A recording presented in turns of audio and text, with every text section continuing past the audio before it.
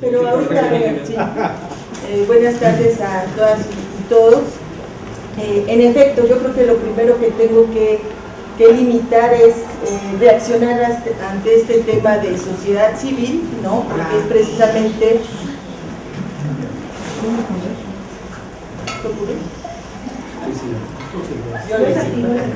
Bueno, porque precisamente uno de los dos temas que retomo en mi trabajo de investigación aquí en la universidad es precisamente el de sociedad civil y por otra parte políticas públicas. ¿Por qué abordar políticas públicas? Visto como el espacio de interacción entre gobierno y sociedad, ¿no? Entonces en realidad no son dos temas diferentes, yo lo vería como uno solo, ¿no? Que se desdobla por una parte en términos del papel que juega la sociedad en la elaboración de políticas públicas y por otra parte, digamos, también el comportamiento del ente gubernamental como el obligado, ¿no? Al asumir la corporeidad del Estado del cumplimiento de los derechos integrales de la población. Entonces de ahí estos dos intereses, sociedad civil y políticas públicas, que asumí, ¿no? como delimitación para poderlos abordar en los últimos 4 años el Distrito Federal. Aquí también quiero aclarar, lo que yo les voy a presentar son los avances de un trabajo que ya estoy casi terminando, en donde coinciden dos dinámicas también. Como académica de la UAM, formé parte desde el 2008 del Comité de Evaluación del Desarrollo Social en el Distrito Federal, un comité ciudadano académico, en donde pues el trabajo era precisamente evaluar la política social. Y en un segundo lugar, actualmente en nuestra área, que es sociedad y territorialidad, uno de los proyectos que existen es precisamente evaluar la política, bueno, más que evaluar, analizar la política social en diversas entidades del país, y eso como que nos está acuerpando. Entonces, bueno, ahí coinciden también estos dos elementos. Entonces, sin caer en la tentación de reaccionar a los compañeros que me antecedieron, y esperarme más bien disciplinadamente a la ronda de comentarios y preguntas, entro directamente al tema de la política social en el Distrito Federal, en donde para poder ubicar las perspectivas de la política, pues partí del análisis del diseño institucional y la cultura organizacional. Es decir, mi participación en estos 20 minutos, 15 minutos, en estos 15 minutos es la desventaja de estar al final, será dar algunos elementos que nos permitan caracterizar la política social y dar cuenta de las perspectivas. Debo aclarar, también ser franca, que en términos de perspectivas todavía no hay mucha materia de donde cortar, pero bueno, esto también se planteará. Vale la pena mencionar que mi trabajo tiene un carácter también comparativo, y entonces es el Distrito Federal. A lo mejor con el control podría yo moverlo. No tiene más problema. ¿Sí? Un carácter comparativo en donde es el DF con 3 entidades más, Jalisco, Michoacán y Nuevo León, y en donde las preguntas que me dieron para esta investigación fue cuáles son los rasgos predominantes de los diferentes sistemas de desarrollo social analizado, qué ventajas comparativas y qué restricciones evidencian tanto el diseño institucional como la cultura organizacional, y si influye el origen partidario y la permanencia en el entramado institucional. Se ubican dentro de estas 4 entidades seleccionadas hay Jalisco, ¿no? que fueron 3 administraciones, estuvo gobernada por el PAN, Nuevo León, en donde hay un prismo también muy particular, porque también tiene una carga empresarial en su perspectiva, y en el caso de Michoacán y el Distrito Federal, que son gobiernos perredistas que coinciden en muchos aspectos, pero que también guardan ciertas diferencias. Yo en esta presentación únicamente me voy a abocar a los a lo que ha arrojado la investigación en la Ciudad de México.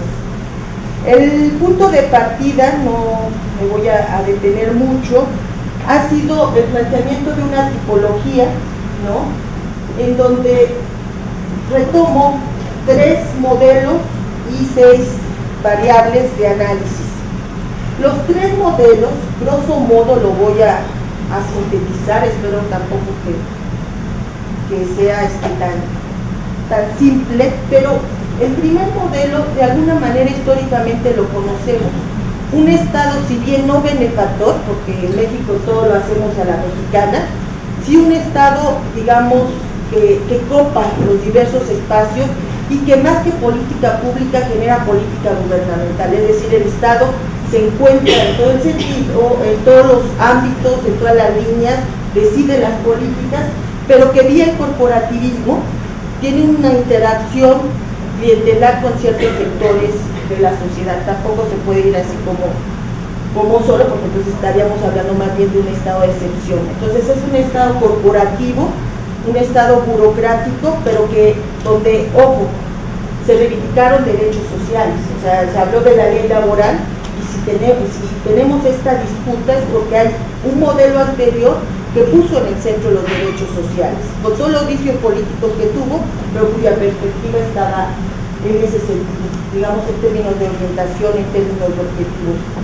El segundo, que más o menos históricamente, yo creo que ustedes ya tienen también los referentes, bueno, es más bien, es un referente, no conocieron quizá el primero, tiene que ver mucho con este estilo más gerencial, más en una lógica de compensación, un poco lo que ya la profesora Miriam estuvo planteando, hasta un Estado en donde empieza a delegar a los ámbitos de lo privado muchas de las actividades que realizaba como responsabilidades de un Estado social, ¿no? Le hace organizaciones civiles, le hace también instancias privadas, le hace también familias, ¿no? En donde entonces es delegar a lo privado lo que el Estado venía desarrollando y tratar de incorporar dentro de la lógica gubernamental criterios tales como la eficiencia, los resultados, las mediciones de impacto. ¿Qué tipo de relación se da con la sociedad civil organizada? Ahí veíamos una caracterización que podríamos hacer de esta, una relación costo-beneficio, en donde, por ejemplo, los gobiernos se relacionan con aquellas organizaciones que son más o menos afines y aquellas organizaciones, dado que realizan servicios que venía desarrollando el Estado, pues reciben recursos, algunas prerrogativas, etc. Entonces, un poco es una relación basada en el costo-beneficio. El tercer modelo tiene que ver más con un modelo ideal, ¿no? En términos de una relación horizontal, en donde en el centro se ponga la garantía de derechos, sabiendo que no podemos regresar al primer modelo, o sea, eso lo tenemos claro, y más aún en un contexto de crisis como el que estamos viviendo ahora. El Estado no puede seguir haciéndolo todo, pero hasta dónde se puede generar una relación horizontal entre gobierno y sociedad, en donde así como yo aporto con experiencia, con modelos de atención, con arraigo, los gobiernos toman las decisiones junto con la sociedad. Estoy simplificando, hay características más específicas en los 3 modelos. Entonces, este tercer modelo estaría apelando, si nos vamos a lo de las estrategias, por favor, la siguiente. Por ejemplo, en términos de las estrategias, a generar acciones que promueven el desarrollo económico y social mediante programas que brinden protección universal ante las fallas del mercado, ¿sí? Pero no en una lógica compensatoria. A veces tiende a decirse también que la política social, y dentro de la política social, las organizaciones civiles son las ambulancias que van recogiendo como los saldos negativos del modelo económico. Aquí se está planteando tratar de hacer una vinculación entre política económica y política social que realmente pueda hacer que haya derechos universales garantizados, que las transferencias monetarias, que si bien es un instrumento hoy día muy utilizado por los gobiernos, no estén condicionadas, y que haya pactos sociales en donde los gobiernos se obliguen a recuperar cuál es la visión de aquellas personas a las que van dirigidas las acciones. O sea, se hacen programas para madres solteras, adolescentes en el Distrito Federal, y hasta dónde se les pregunta a las adolescentes, madres solteras, qué tipo de apoyos quisieran recibir, por ejemplo, ¿no? O Prepasivo, que es un programa muy claramente condicionado. Hasta dónde el hecho de estar facilitando el tránsito, ¿no?, en algunas avenidas, o ir a hacer estos concursos de baile en el Monumento a la Revolución, es lo que los jóvenes están planteando como que debiera hacerse en la Ciudad de México. Entonces, el punto de partida de una política pública es que las decisiones y las acciones se hagan mínimamente con el público al que va dirigida la acción. Ya en un segundo término, con el público interesado o que tiene algo que decir al respecto. En ese sentido, el carácter de lo público. Si no nos acercamos en mucho a conocer, creo que es lo que en México tendemos a vivir cotidianamente, políticas gubernamentales. Pasamos a la siguiente, por favor. Miren, las variables, entonces, a partir de esos tres modelos, fueron ubicar la orientación de la política social, el contexto, los objetivos, las interacciones, las estrategias y la cultura organizacional. Aquí digo que no estoy tan alejada, pues, en términos de los intereses, porque dentro de estas 6 variables les voy a confesar, pues, hacer ponderaciones, ¿no? Por un lado, me interesa la orientación de la política, pero principalmente las interacciones que hay entre las diversas instancias gubernamentales y el gobierno. Para esto revisamos la normatividad, no me voy a detener mucho en este sentido, solo quiero manifestarles que hoy día en el Distrito Federal cuenta con 131 leyes, y de estas al menos 57 corresponden al tema de desarrollo social. Y bueno, 15 de estas tienen que ver con el funcionamiento administrativo. Lo que me lleva a adelantar, lo vamos a ver en las conclusiones, que hay un superávit legislativo en el Distrito Federal, como si las prácticas respondieran mecánicamente a esos lineamientos normativos. En segundo lugar, revisamos los programas, ¿sí? Después de una depuración, porque en el 2008, cuando el Comité de Evaluación empezó a trabajar, apareció un listado de aproximadamente 400 programas, ¿sí? Lo que nos hablaba de duplicidad, falta de coordinación interna, confundir acciones con programas, etc. Del 2008 para acá ha habido un avance importante y hoy día estamos frente a 76 programas sociales, en donde 15 de ellos, seguramente ustedes los conocen, son los incorporados a la red ágil.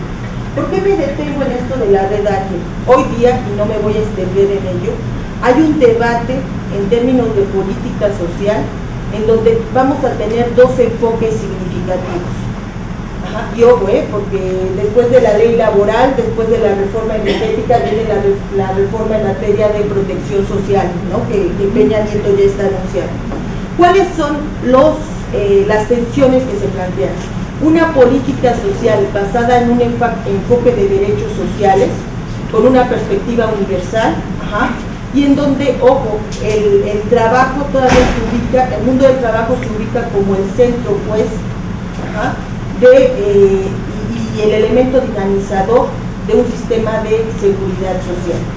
Y por otra parte, un sistema de protección social mínimo, en donde bajo el argumento de que hoy hay más desempleados o trabajadores informales que trabajadores formales, se va a tender a universalizar, y eso creo que nos parece muy bien. ¿Quién estaría en desacuerdo en que hubiera atención sanitaria, ¿no?, atención en materia de salud para todo mundo? Pero el asunto es hasta dónde la calidad de ese sistema de salud es equiparable a lo que en el diseño, no actualmente el seguro y el ISSSTE, porque más bien ha habido esta dinámica como de ir vaciando la institución, dejando un cascarón, para que de ahí venga un sistema de protección social mínimo, en donde no está contemplado, por ejemplo, lo de la jubilación, lo del seguro de desempleo, entre otras cuestiones, ¿no? Pero bueno, entonces, hoy día en materia de programación en el Distrito Federal, podemos ver que ya hay una base de datos, ya hay mayor transparencia, pero también hay un universo muy amplio de acciones, en términos de los diferentes derechos. Ahí vale la pena también mencionar que, por ejemplo, alimentación, que es la última columna, se las platico porque seguramente no la alcanzan a ver hasta el final. Alimentación, que es la última columna, y trabajo, al menos en términos cuantitativos, son de los que menos acciones están llevando a cabo. En términos de lo organizacional, se plantea que hay inoperancia de los mecanismos establecidos en la Ley de Desarrollo Social. La Ley de Desarrollo Social que se aprobó en el 2003 en la Ciudad de México era un elemento de, digamos, de vanguardia. La Ley de Desarrollo Social fue previa a la federal, o sea, fue hasta como, se retomó como un ejemplo de cómo se podría reglamentar en el nivel federal. Incorporó una serie de mecanismos también muy relevantes, sobre todo en términos de gobierno y sociedad, la relación gobierno y sociedad, pero hoy día pareciera que, aunque existe la obligatoriedad, por ejemplo, de que haya un Consejo de Desarrollo Social, en la práctica se instala, y dado que es presidido por el secretario de Desarrollo Social, no se vuelve a convocar o no haya una agenda de trabajo más fluida. Falta de articulación gubernamental con una visión compartida de desarrollo social. Aquí hay que quitarnos la idea, los gobiernos no son monolíticos, y en el caso del Distrito Federal, las cuotas que cada una de las facciones al interior del partido en el gobierno generan, hacen que haya fragmentación, haya duplicidad. La duplicidad es un rasgo que en lo particular a mí me genera mucha preocupación. Por ejemplo, algo que recientemente he trabajado, hay un instituto de acceso a las personas con discapacidad que se creó en el 2010, ¿no? Pero también hay un área del DIF, del Distrito Federal, que atiende a la población con discapacidad. También hay un instituto de asistencia social que tiene una relación directa con la Junta de Asistencia Social. Es decir, mínimo para atender a la población con discapacidad en el DF hay 3 instancias. En términos de educación, por ejemplo, tenemos una Secretaría de Educación flamante, porque la descentralización es muy reciente en el Distrito Federal y muy parcial también, estoy hablando sobre todo a nivel medio y superior, pero también hay un fideicomiso para la educación superior. Entonces ahí hay otro paralelismo, ¿no? En cuestiones de vivienda vamos a encontrar una lógica. ¿Qué es lo que ha ocurrido? Les retomo el ejemplo del Instituto para las Personas de Acceso a la Discapacidad. Ahí nos lo dijeron claramente.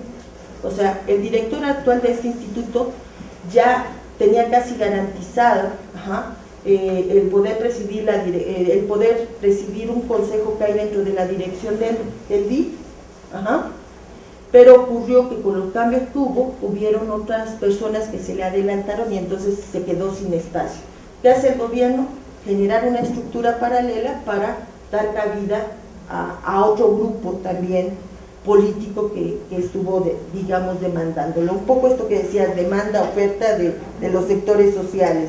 Lo malo es que esto atraviesa no solo las decisiones políticas y de partidos políticos, sino que atraviesa la coherencia, la integralidad, ¿no? Y un poco el sentido del quehacer gubernamental. Cuando alguien que dice, bueno, ahora que ya asumo el poder voy a gobernar para todos, se vuelve complicado realmente hacerlo, porque los intereses políticos se están filtrando en todo momento. Seguimos a la siguiente, por favor. La otra, que es más sencilla para ir avanzando. Miren, por ejemplo, en términos de las prioridades presupuestales durante la administración de Ebrard, los rubros que tuvieron más recursos fueron transporte, seguridad pública. Transporte es la mayor, En segundo lugar está seguridad pública. En tercer lugar está control y evaluación de la gestión gubernamental. Y en cuarto lugar, desarrollo social. Entonces, dentro de las prioridades de un gobierno que se autodenomina de izquierda, la parte de desarrollo social viene después de estas tres cuestiones. Yo diría, bueno, el transporte, pues obviamente que hay un beneficio que lo vemos, ¿no? Las obras, simplemente es maravilloso el metro que transportando 5 millones de personas al día siga funcionando y que esté limpio, y que, ¿no? En fin, yo creo que ahí se ven los recursos, Ana. Pero en términos, por ejemplo, de seguridad pública, en términos de reordenamiento interno del gobierno, está por encima del gasto social. Ya entrando, digamos, a la última parte, que es la que me interesa resaltar, si le avanzamos por favor, el análisis normativo, programático, presupuestal, organizacional y de cultura política, pues los resultados que aparecen es un híbrido que obviamente quizá desde el principio sabíamos, no encontramos, hay modelos puros, o sea, a la hora de elaborarlos, pero en la realidad siempre vamos a encontrar pues rasgos diferenciados. Entonces, en términos de los objetivos y de la orientación, vemos una política con una orientación basada en el cumplimiento de los derechos. Si hay una perspectiva de avanzar hacia un modelo plural, ¿no?, emergente.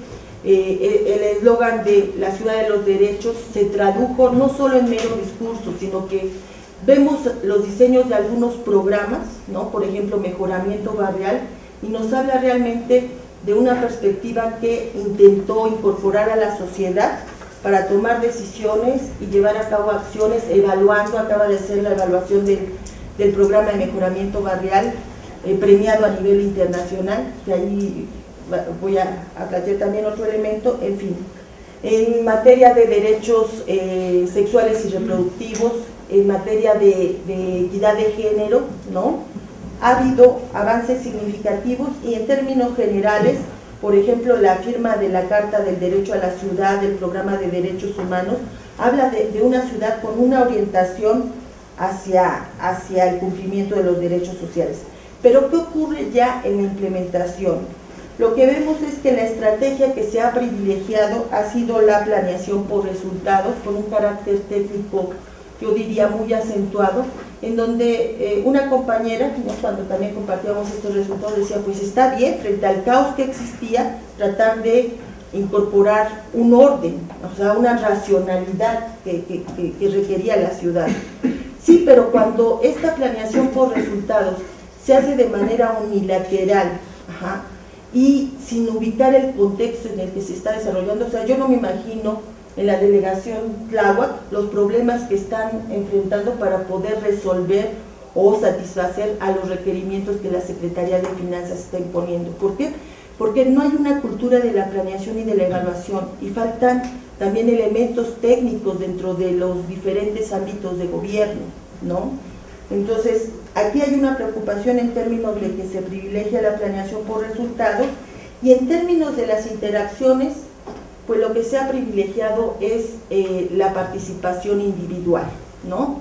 Es decir, de alguna manera la administración de Marcelo Ebrard, que es el tiempo en donde se agota esta investigación, pues continuó lo que ya se había iniciado en la anterior. Por ejemplo, se convoca un evento a las personas mayores que reciben la beca, ¿no? Se invitan a algunos foros para discutir algunas acciones, pero en términos de la sociedad organizada, pues el único ámbito que se quedó viene a ser el programa de coinversión social, ¿no?, que si bien creció en términos de recursos, no así en términos de organizaciones que participan. Si les interesa lo del programa de coinversión, el doctor Alfonso Pérez es especialista. Y bueno, en términos de cultura organizacional, ahí lo que aparece es que la cultura política pues está más bien todavía en la lógica de un modelo burocrático, es decir, corporativismo y clientelismo. Un minuto.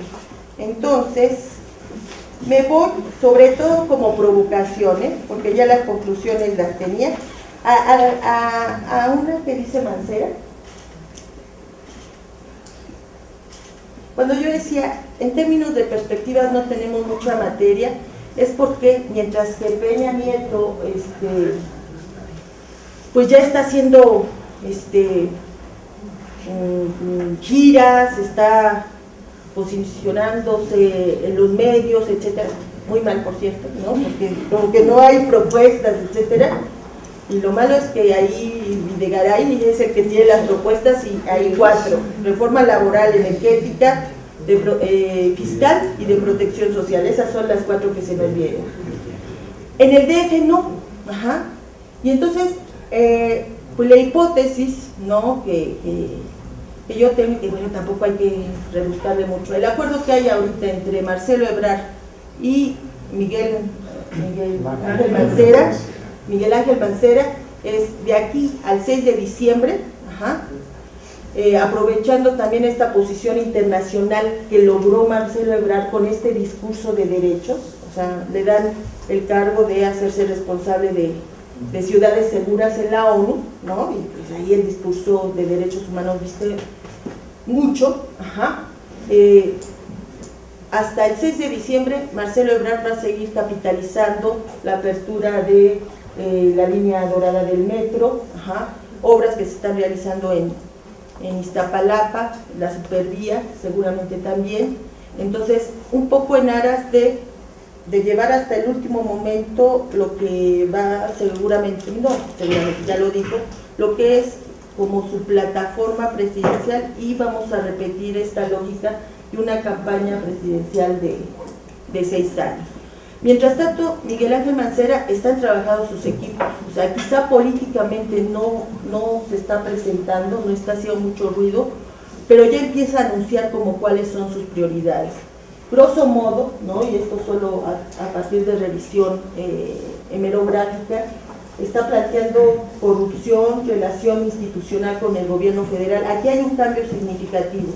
De una administración donde López Obrador decía, no queremos que programas como Oportunidades, como Seguro Popular entren al Distrito Federal, ya desde la administración que está terminando y ahora la que entra con Mancera, se plantea que es necesario fortalecer esta relación con el gobierno federal.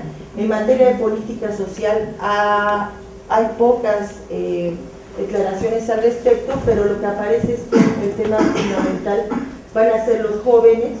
A mí me preocupa porque en términos de las universidades, que es el siguiente punto, en lugar de darle apoyo, por ejemplo, a la UACM, que fue creada por el propio gobierno del Distrito Federal, se empieza a hablar esta dinámica chilena, ¿no?, que resultó de subsidiar a las universidades privadas para darle cabida a ese número amplio de rechazados, o bien de impulsar este sistema online que nos conecta también con lo que hablamos el primer día aquí.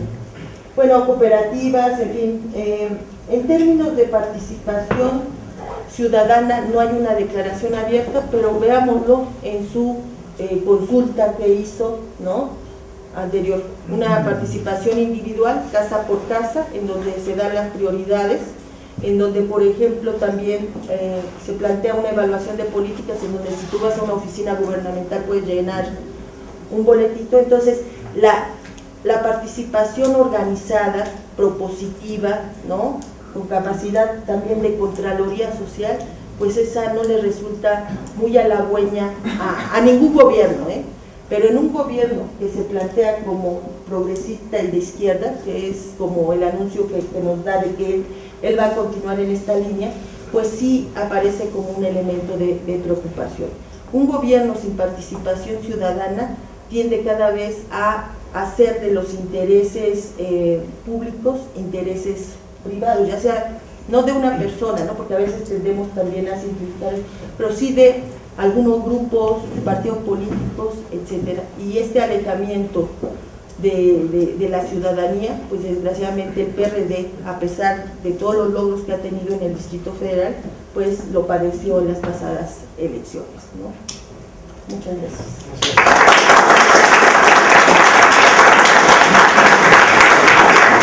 bien, sin más preámbulo, abrimos ronda de preguntas.